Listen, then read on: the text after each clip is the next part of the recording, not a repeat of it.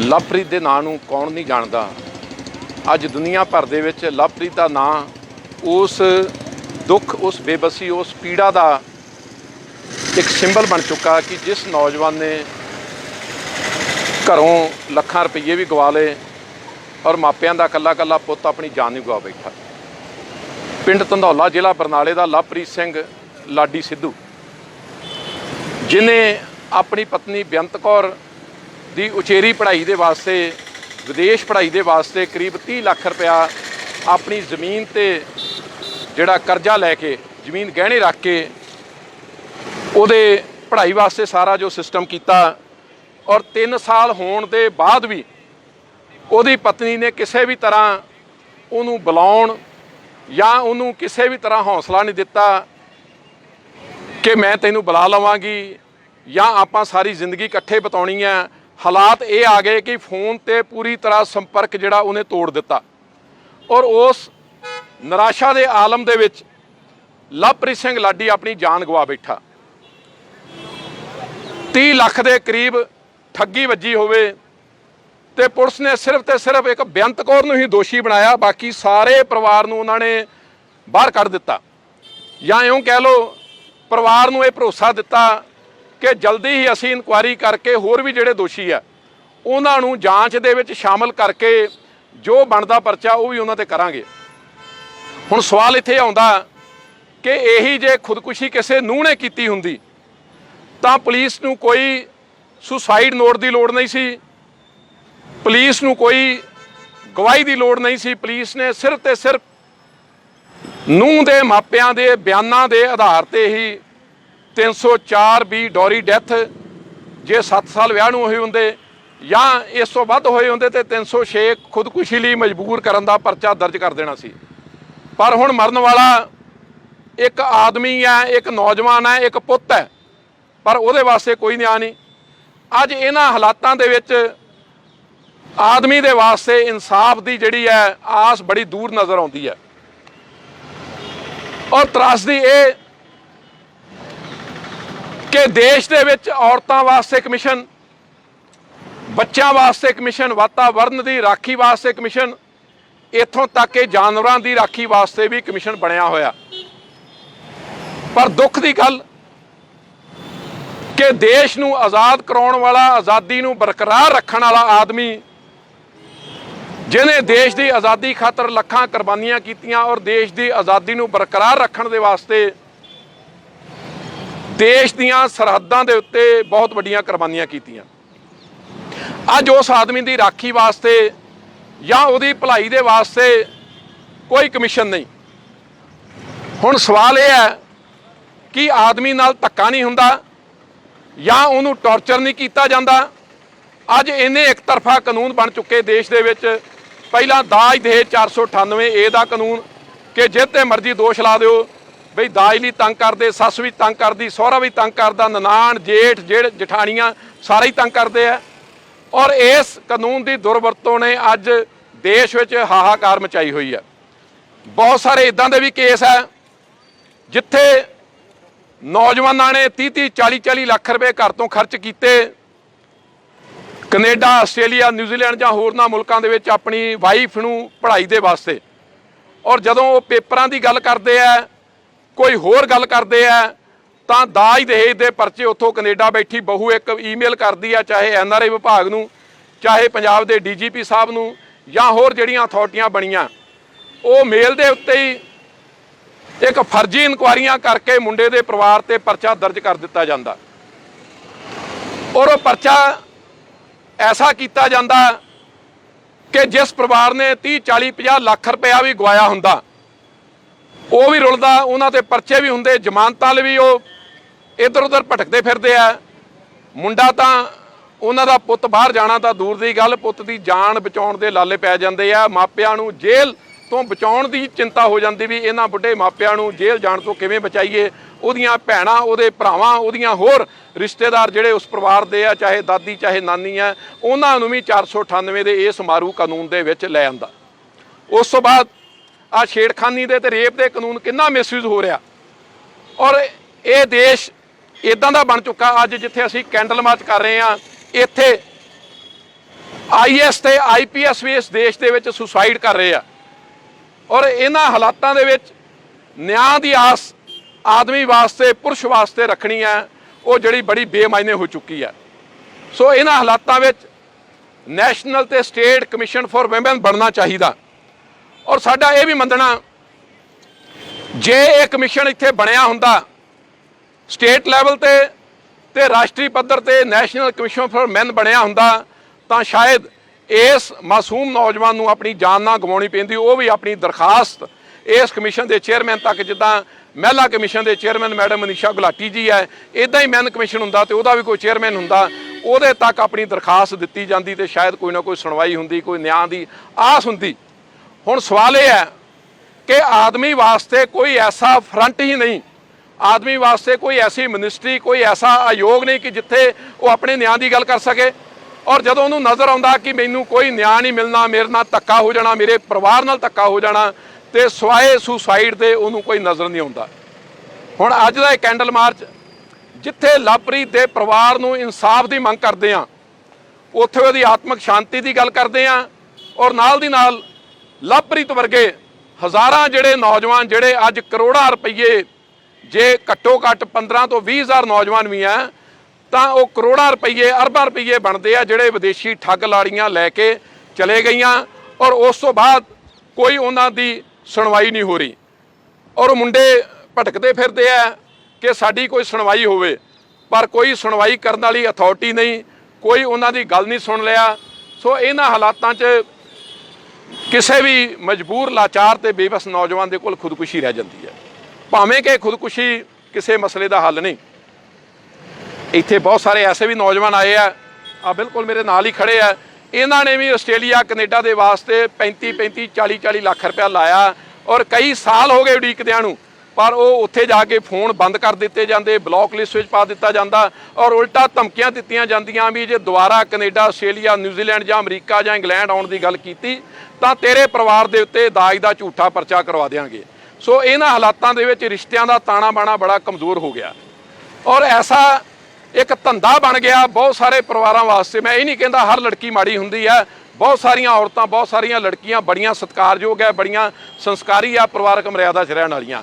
ਸਾਡੀ ਲੜਾਈ ਸਿਰਫ ਉਹਨਾਂ ਦੁਸ਼ਟ ਔਰਤਾਂ ਨਾਲ ਹੈ ਜਿਹੜੀਆਂ ਕਾਨੂੰਨ ਦੀ ਮਰਿਆਦਾ ਨੂੰ ਛਿੱਕੇ ਟੰਗ ਕੇ, ਕਾਨੂੰਨ ਨੂੰ ਜ਼ੀਰੋ ਸਮਝ ਕੇ, ਔਰ ਇਹ ਸੋਚਦੀਆਂ ਵੀ ਸਾਡਾ ਕੋਈ ਕਾਨੂੰਨ ਕੁਛ ਨਹੀਂ ਵਿਗਾੜ ਸਕਦਾ, ਉਹ ਮਨਆਈਆਂ ਕਰਦੀਆਂ ਔਰ ਮੁੰਡਿਆਂ ਨੂੰ ਮਰਨ ਵਾਸਤੇ ਮਜਬੂਰ ਕਰਦੀਆਂ। ਹੁਣ ਇਹਨਾਂ ਹਾਲਾਤਾਂ ਦੇ ਵਿੱਚ ਆਦਮੀ ਨੂੰ ਨਿਆਂ ਮਿਲੇ ਤੇ ਮਿਲੇ ਕਿੱਥੇ? ਇਹਨਾਂ 'ਚ ਬਹੁਤ ਸਾਰੇ ਐਸੇ ਪਰਿਵਾਰ ਹੈ, ਜ਼ਰੂਰੀ ਨਹੀਂ ਕਿ ਇਕੱਲਾ ਕੈਨੇਡਾ, ਅਮਰੀਕਾ ਜਾਂ ਹੋਰ ਦੇਸ਼ ਜਿਹੜੇ ਹੈ ਕਿ ਬਾਹਰ ਗਈਆਂ ਠੱਗ ਲਾੜੀਆਂ ਤੋਂ ਪਰੇਸ਼ਾਨ ਹੈ। ਬਹੁਤ ਸਾਰੇ ਐਸੇ ਪਰਿਵਾਰ ਹੈ ਜਿਹੜੇ ਅੱਜ ਆਪਣੀਆਂ ਨੂੰਹਾਂ ਤੋਂ ਬਹੁਤ ਪਰੇਸ਼ਾਨ ਹੈ। ਨੂੰਹਾਂ ਘਰ ਵਿੱਚ ਪੂਰੀ ਗੁੰਡਾਗਰਦੀ ਕਰਦੀਆਂ, ਪੂਰੀ ਬਦਮਾਸ਼ੀ ਕਰਦੀਆਂ, ਔਰ ਉਹਨਾਂ ਦੇ ਮਾਪੇ ਜਦੋਂ ਆ ਕੇ ਮਿਲਦੇ ਆ, ਜਦੋਂ ਦੁਹਾਈ ਦਿੰਦੇ ਆ, ਜਦੋਂ ਰੋਂਦੇ ਆ। ਇੱਥੇ ਬਹੁਤ ਸਾਰੇ ਬਜ਼ੁਰਗ ਐਸੇ ਵੀ ਆਏ ਆ, ਬੇਸ਼ੱਕ ਮੈਂ ਸਾਹਮਣੇ ਉਹਨਾਂ ਨੂੰ ਬਾਈ ਨੇਮ ਤਾਂ ਨਹੀਂ ਲੈ ਕੇ ਜਾਵਾਂਗਾ, ਪਰ ਉਹ ਆਪਣੇ ਘਰ ਦੀ ਜਿਹੜੀ ਕਹਾਣੀ ਦੱਸਦੇ ਆ ਵੀ ਜਦੋਂ ਮੇਰਾ ਪੁੱਤ ਸਵੇਰੇ ਕੰਮ ਤੇ ਜਾਂਦਾ, ਮੈਂ ਘਰੋਂ ਤਿਆਰ ਹੋ ਕੇ ਨਿਕਲ ਜਾਂਦਾ ਤੇ ਰਾਤ ਨੂੰ ਘਰ ਪਹੁੰਚਦਾ ਇਸ ਕਰਕੇ ਇਕੱਲਾ ਘਰੇ ਨਹੀਂ ਜਾਂਦਾ ਕਿ ਮੇਰੀ ਨੂੰਹ ਮੇਰੇ ਉੱਤੇ ਕੋਈ ਛੇੜਖਾਨੀ ਦਾ, ਮੇਰੇ ਕੱਪੜੇ ਪਾੜਨ ਦਾ, ਰੇਪ ਕਰਨ ਦਾ ਇਲਜ਼ਾਮ ਨਾ ਲਾ ਦੇਵੇ। ਸੋ ਇਹਨਾਂ ਹਾਲਾਤਾਂ 'ਚ ਬਜ਼ੁਰਗਾਂ ਦੀ ਜ਼ਿੰਦਗੀ ਕਿੱਥੇ ਖੜੀ ਆ? ਉਹ ਬਜ਼ੁਰਗ ਅੱਜ ਤਿਰਸਕਾਰ ਦਾ ਪਾਤਰ ਬਣ ਗਏ ਆ, ਜਲਾਲਤ ਦਾ ਪਾਤਰ ਬਣ ਗਏ ਆ, ਜਿਨ੍ਹਾਂ ਬਜ਼ੁਰਗਾਂ ਨੇ ਮਿਹਨਤਾਂ ਕਰਕੇ ਆਪਣੇ ਬੱਚਿਆਂ ਦੀ ਪਰਵਰਿਸ਼ ਕੀਤੀ, ਆਪਣੇ ਬੱਚਿਆਂ ਨੂੰ ਜਵਾਨ ਕੀਤਾ, ਔਰ ਬੱਚਿਆਂ ਨੂੰ ਜਵਾਨ ਕਰਕੇ, ਸੈੱਟ ਕਰਕੇ, ਨੌਕਰੀ ਬਰਸਰੇ ਰੁਜ਼ਗਾਰ ਕਰਕੇ ਇੱਕ ਬਗਾਨੀ ਕੁੜੀ ਦੇ ਨਾਲ ਰਿਸ਼ਤਾ ਜੋੜ ਦਿੱਤਾ, ਇਹ ਸੋਚ ਕੇ ਕਿ ਇਹ ਸਾਡੀ ਨੂੰਹ ਨਹੀਂ, ਸਾਡੀ ਧੀ ਬਣੇਗੀ। ਪਰ ਧੀ ਤਾਂ ਬਣਨਾ ਦੂਰ ਦੀ ਗੱਲ, ਬਹੁਤ ਸਾਰੀਆਂ ਅੱਜ ਨੂੰਹਾਂ ਵੀ ਨਹੀਂ ਬਣਦੀਆਂ, ਬਲਕਿ ਉਹਨਾਂ ਦੇ ਪਰਿਵਾਰ ਦਾ ਕਾਲ ਬਣ ਜਾਂਦੀਆਂ, ਮੌਤ ਬਣ ਜਾਂਦੀਆਂ। ਹੁਣ ਉਸ ਵਿਚਾਰੇ ਲਵਦੀਪ ਨੂੰ ਇਹ ਨਹੀਂ ਸੀ ਪਤਾ ਕਿ ਮੈਂ ਆਪਣੀ ਲਾਈਫ ਪਾਰਟਨਰ ਜਾਂ ਲਾੜੀ ਨਹੀਂ, ਮੈਂ ਮੌਤ ਨੂੰ ਵਿਆਹ ਕੇ ਲਿਆ ਰਿਹਾ, ਤੇ ਉਸ ਮੌਤ ਨੇ ਉਸ ਮਾਸੂਮ ਬੱਚੇ ਨੂੰ ਸਿਵਿਆਂ ਦੇ ਰਾਹ ਤੋਰ ਦਿੱਤਾ। ਅੱਜ ਇਹਨਾਂ ਹਾਲਾਤਾਂ ਦੇ ਵਿੱਚ ਜਿਹੜੇ ਹਾਲਾਤ ਬਣੇ ਹੋਏ ਆ, ਉੱਥੇ ਆਪਾਂ ਸਮਝ ਸਕਦੇ ਹਾਂ ਕਿ ਜੇ ਲਵਪ੍ਰੀਤ ਦੇ ਪਰਿਵਾਰ ਨੂੰ ਇਨਸਾਫ ਨਾ ਮਿਲਿਆ ਤਾਂ ਜਿਵੇਂ ਪਹਿਲਾਂ ਵੀ ਘਰ ਘਰ ਸੇਵੇ ਬਣ ਰਹੇ, ਪਹਿਲਾਂ ਤਾਂ ਇਹ ਹੋ ਰਿਹਾ ਕਿ ਨੂੰਹਾਂ ਤੋਂ ਤੰਗ ਆ, ਸੱਸ ਸਹੁਰੇ ਜਾਂ ਮੁੰਡੇ ਪਰੇਸ਼ਾਨ ਹੈ, ਉਹ ਸੁਸਾਈਡ ਕਰ ਰਹੇ ਆ, ਪਰ ਹੁਣ ਇੱਕ ਹੋਰ दौर चल पवेगा कि जिन्हां लोगों ने घर घड़ वेच के करजे चुक के जमीनां गहने पा के कोई 20 लाख कोई 30 लाख कोई 40 लाख रुपया जिहड़ा करजा चुक के अपनी बहू नूं बाहर भेजिया कि घर दी जिंदगी सवारांगे इकट्ठे होकर मेहनत करांगे अगे वधांगे, पर वो बहुत सारियां नूहां ने और बहुत सारियां चंगियां भी हैं जिन्हां ने उस मर्यादा नूं कायम रखिया जो उन्हां दे पति उन्हां दे नाल रह रहे आ। जे ना रह रहे आ ते उन्हां नूं हर कोई चंगा कहेगा। अज लड़ाई उन्हां नाल है जिहड़ियां माड़ियां, ਜਿਹੜੀਆਂ ਲੁੱਟ ਖਸੁੱਟ ਦਾ ਜਿਨ੍ਹਾਂ ਨੇ ਰਾਹ ਬਣਾ ਦਿੱਤਾ, ਲੁੱਟ ਖਸੁੱਟ ਦਾ ਧੰਦਾ ਬਣਾ ਦਿੱਤਾ ਕਿ ਕੈਨੇਡਾ ਜਾਣ ਲਈ ਮੇਰੀ 20-25 ਲੱਖ ਫੀਸ ਭਰ ਦਿਓ, ਉਸ ਤੋਂ ਬਾਅਦ ਮੈਂ ਜਾ ਕੇ ਸੋਚਾਂਗੀ ਤੁਹਾਨੂੰ ਬੁਲਾਣਾ ਕਿ ਨਹੀਂ ਬੁਲਾਉਣਾ। ਸੋ ਇਹਨਾਂ ਹਾਲਾਤਾਂ ਦੇ ਵਿੱਚ ਪਰਿਵਾਰਕ ਤਾਣਾ ਬਾਣਾ ਬਹੁਤ ਕਮਜ਼ੋਰ ਹੋ ਗਿਆ। ਬਹੁਤ ਸਾਰੇ ਨੌਜਵਾਨ ਉਹ ਵੀ ਅੱਜ ਇਸ ਇਕੱਠ ਵਿੱਚ ਆਏ ਆ ਔਰ ਮੈਂ ਅੱਜ ਇਸ ਲਾਈਵ ਵੀਡੀਓ ਦੇ ਰਾਹੀਂ ਅੱਜ ਕੈਂਡਲ ਮਾਰਚ ਸੰਕੇਤਕ ਤੌਰ ਤੇ ਕਰਨ ਦਾ ਕਾਰਨ ਕਿ ਜਲੰਧਰ ਦੇ ਕੁਛ ਇੱਕ ਨੌਜਵਾਨਾਂ ਨੂੰ ਸਾਥੀਆਂ ਨੂੰ ਬੁਲਾਇਆ ਕਿ ਪੁਲਿਸ ਪ੍ਰਸ਼ਾਸਨ ਦੇ ਧਿਆਨ 'ਚ ਗੱਲ ਜ਼ਰੂਰ ਲਿਆਈਏ। ਜਲੰਧਰ ਦੇ ਪੁਲਿਸ ਅਫਸਰਾਂ ਦੇ ਕੋਲ ਬਹੁਤ ਸਾਰੇ ਨੌਜਵਾਨਾਂ ਦੇ ਕੇਸ ਅਜੇ ਵੀ ਪੈਂਡਿੰਗ ਪਏ ਆ।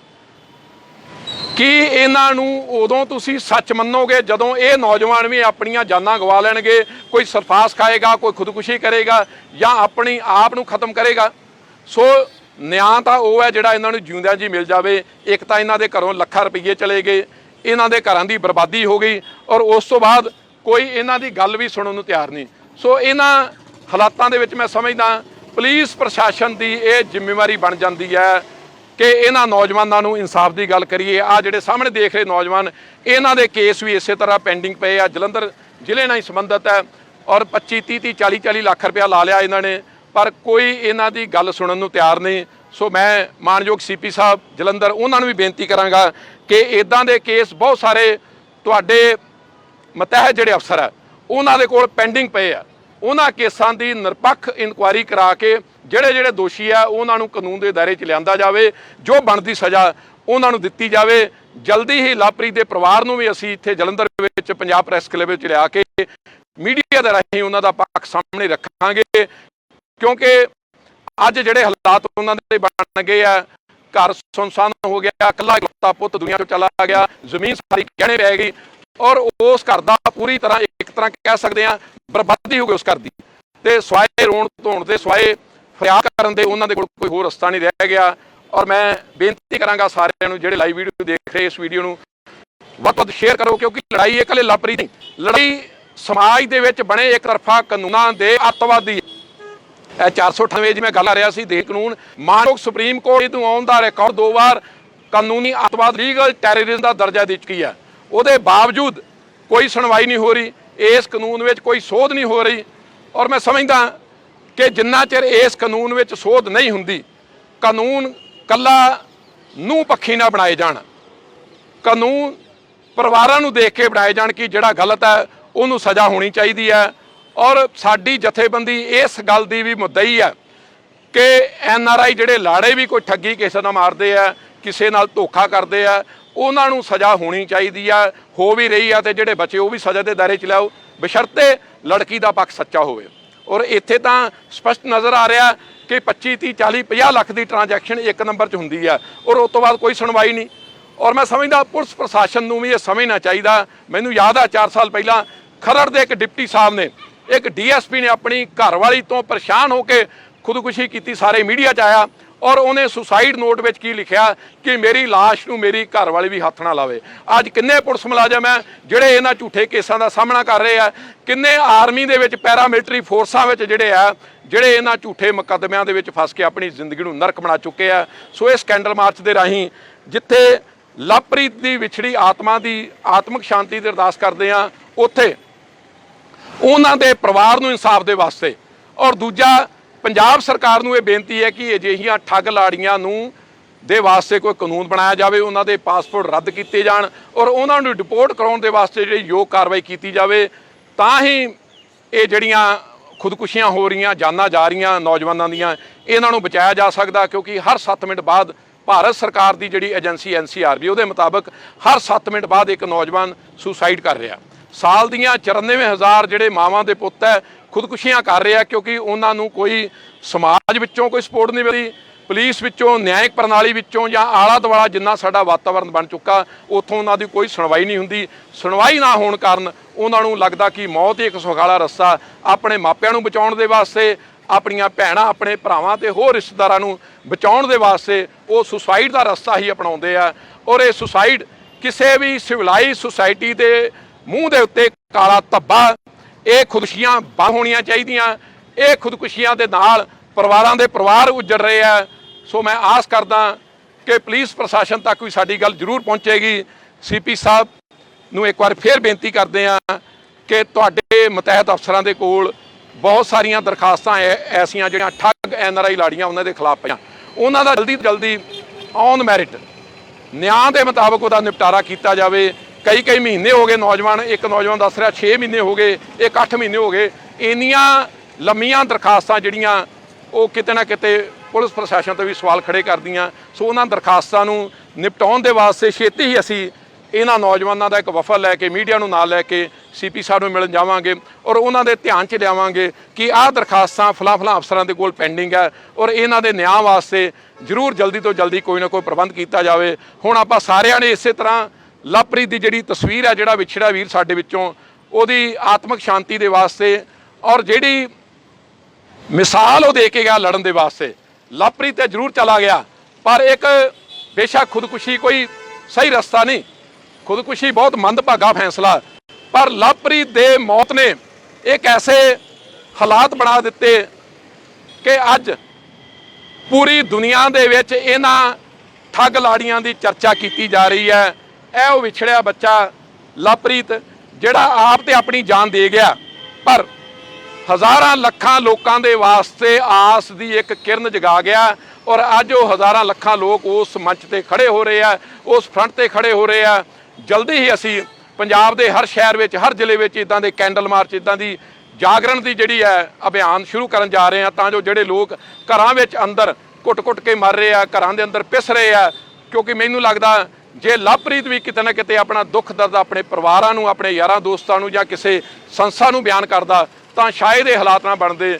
ਸੋ ਉਸ ਪਰਿਵਾਰ ਦੇ ਵਾਸਤੇ, ਲਵਪ੍ਰੀਤ ਦੀ ਵਿਛੜੀ ਰੂਹ ਦੇ ਵਾਸਤੇ ਅਸੀਂ ਇਨਸਾਫ ਦੀ ਮੰਗ ਕਰਦੇ ਹਾਂ ਤੇ ਕਰਦੇ ਰਵਾਂਗੇ। ਨਾਲ ਦੀ ਨਾਲ ਬੇਅੰਤ ਕੌਰ ਦੇ ਪਰਿਵਾਰ ਨਾਲ ਨਿੱਜੀ ਤੌਰ ਤੇ ਸਾਡੀ ਜਾਂ ਕਿਸੇ ਸੰਸਥਾ ਜਾਂ ਕਿਸੇ ਵੀ ਆਦਮੀ ਦੀ ਕੋਈ ਦੁਸ਼ਮਣੀ ਨਹੀਂ, ਪਰ ਅਸੀਂ ਇਹ ਜ਼ਰੂਰ ਚਾਹੁੰਦੇ ਹਾਂ ਕਿ ਉਹਦੇ ਪਰਿਵਾਰ ਵਿੱਚੋਂ ਜਿਹੜੇ ਦੋਸ਼ੀ ਹੈ ਉਹਨਾਂ ਨੂੰ ਸਜ਼ਾ ਮਿਲਣੀ ਚਾਹੀਦੀ ਹੈ।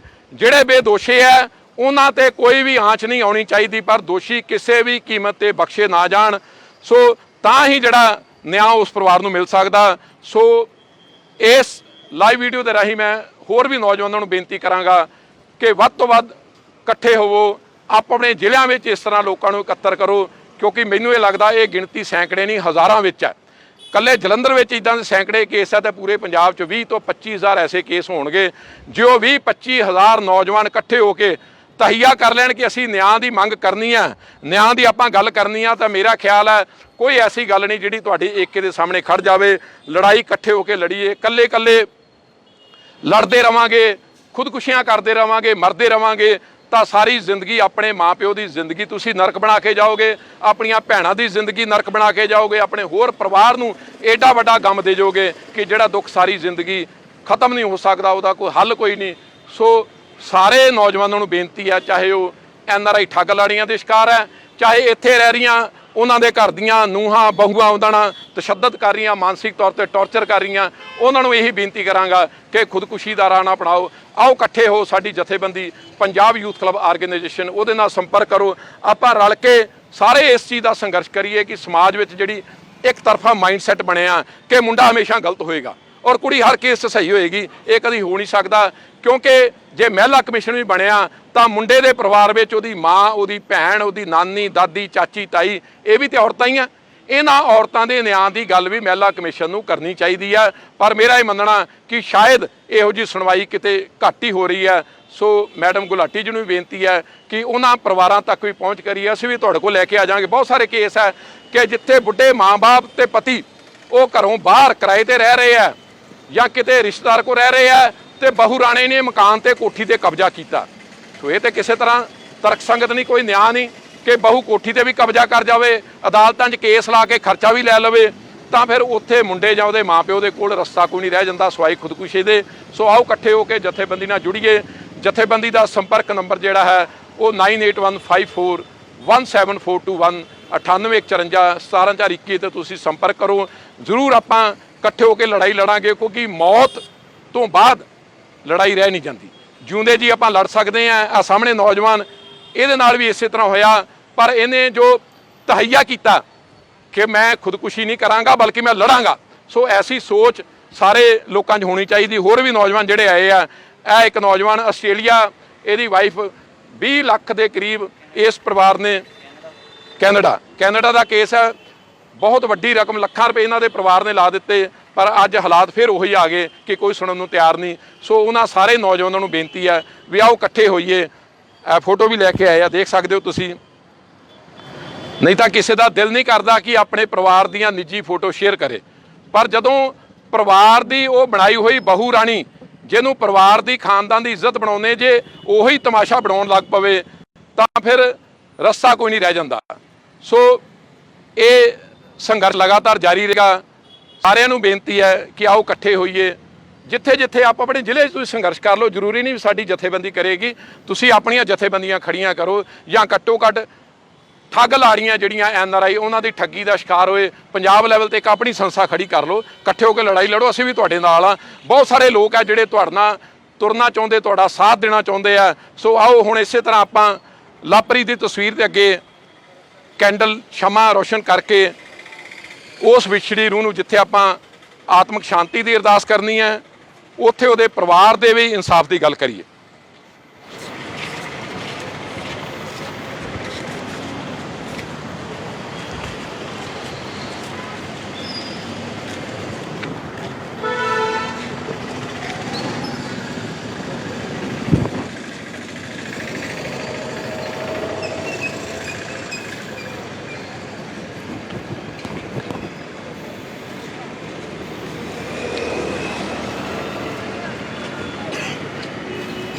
ਇਸ ਲਾਈਨ ਤੋਂ ਸਰ